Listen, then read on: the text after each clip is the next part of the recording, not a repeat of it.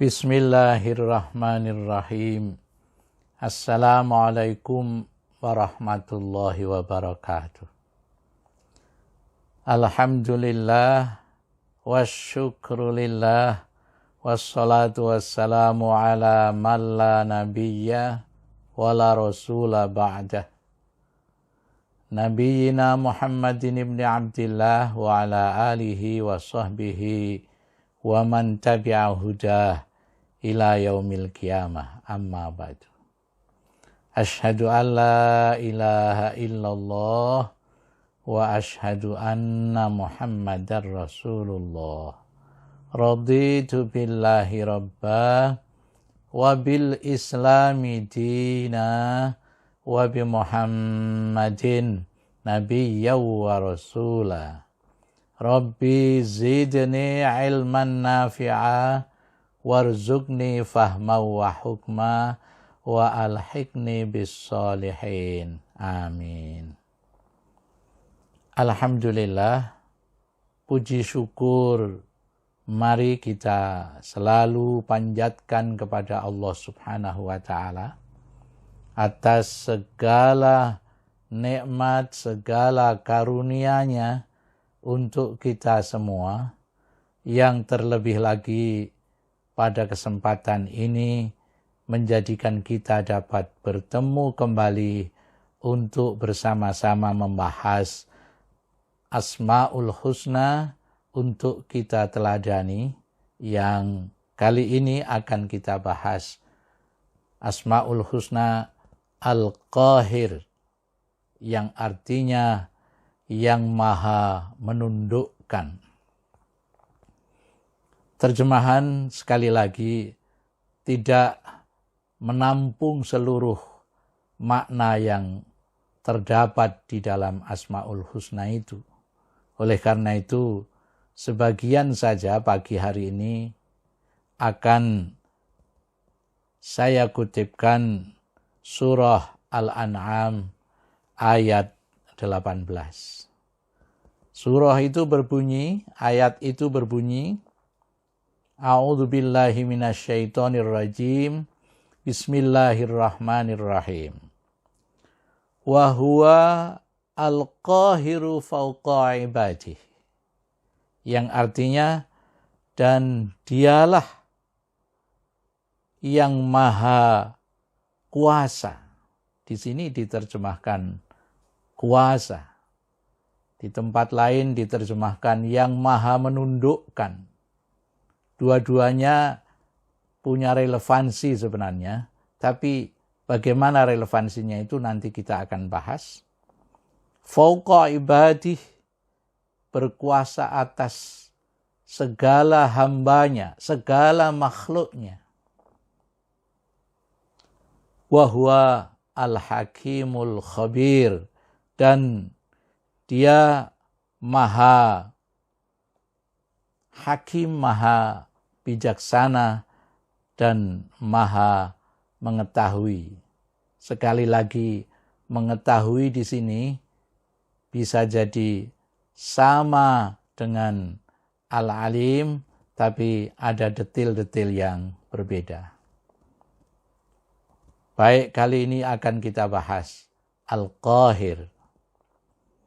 As-Sa'di di dalam tafsirnya Al-Qahir itu menyatakan fala yatasarrafu minhum mutasarrifun.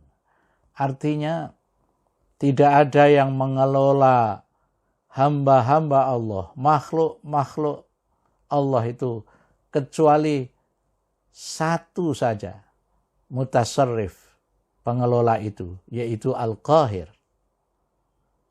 Wala yataharraku mutaharrik, dan tak ada yang menggerakkan seluruh makhluk Allah itu kecuali yang menundukkan, yang maha kuasa itu, Al-Qahir.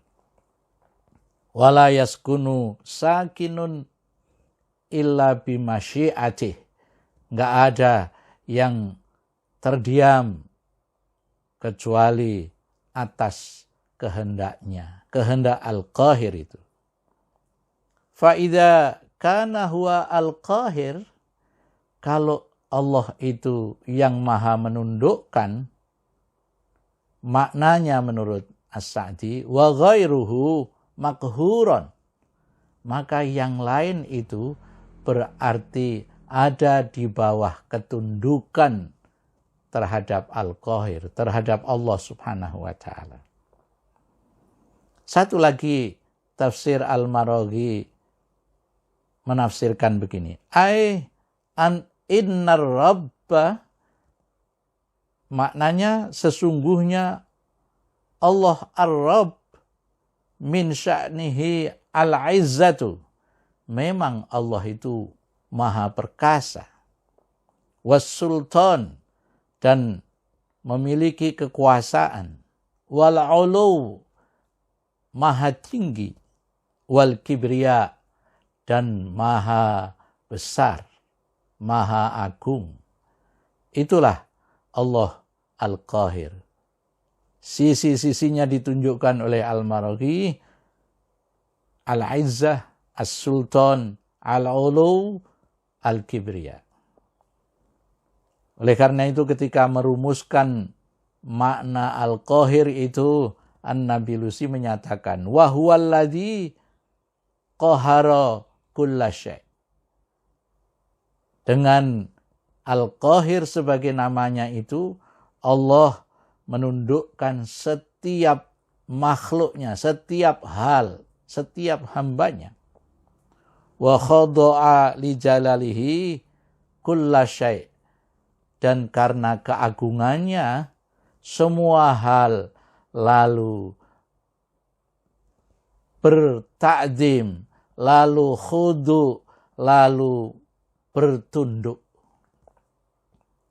Lalu dilanjutkan lagi, wa dzalla li'azamatihi wa kibriyaihi kullu syai', dan merasa rendah semua makhluknya, semua hambanya karena keagungannya itu. Wa ala arsyihi fauqa kulli syai', dan Allah itu lalu oleh karena keagungannya maka Allah berada di atas arsy dari semua hal yang ada di arsy itu, makhluk Allah yang ada di arsy. Karena itu yang di dalam bahasa Indonesianya semuanya itu telah dirangkum oleh Prof. Quraish Shihab, bahwa Al-Qahir juga sama seakar kata dengan Al-Qahhar. Selanjutnya beliau menyatakan Allah Al-Qahhar adalah Dia yang membungkam orang-orang kafir yang mengingkarinya itu dengan tanda-tanda kebesarannya, yang menekuk lututkan para pembangkang karena kekuasaannya, yang menjinakkan hati para pecintanya sehingga hati para pecinta itu bergembira di depan pintu menanti rahmatnya.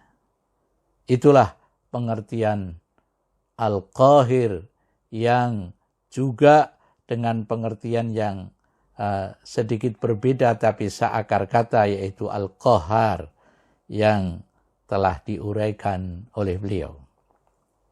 Oleh karena itu selanjutnya dijelaskan pula di dalam Asma'ul Husna bahwa Al-Qahir itu yang menundukkan panas dan dingin, menggabungkan kering dan basah, mengalahkan besi dengan api, memadamkan api dengan air, dan menghilangkan gelap dengan terang. Itu semua merupakan perbuatan atau implementasi dari Allah Al-Qahir. yang menjeritkan manusia dengan kelaparan, tidak memberdayakannya dengan tidur dan kantuk, memberinya yang ia tidak diinginkan, yang tidak ia inginkan, dan menghalanginya dari yang ia dambakan. Itulah Al-Qahir. Semuanya itu untuk kemaslahatan hambanya dan untuk tujuan penciptaan yang telah dirancang oleh Allah Subhanahu wa Ta'ala untuk dicapainya. Al-Qahar di dalamnya dengan demikian terkandung makna menjinakkan, menaklukkan, dan memaksakan untuk tujuan yang baik di atas. Bagaimana berakhlak? Meneladaninya ada 2 poin. Allah huwal qahir fakhdha' lahu.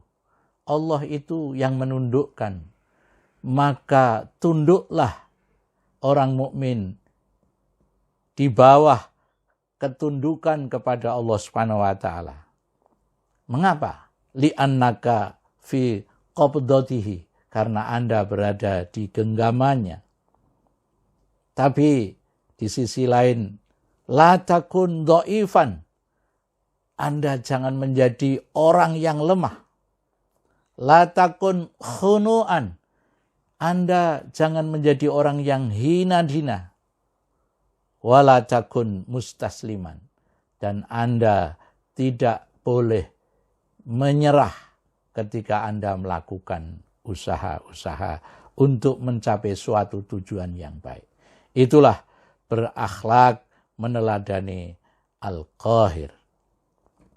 Lalu terakhir saya kutipkan beberapa prinsip dan strategi untuk menyiasati diri supaya khudu', supaya bertunduk kepada Allah Subhanahu wa Ta'ala. Hawa nafsu lebih berbahaya bagi manusia daripada setan. Setan menjerumuskan manusia melalui hawa nafsu.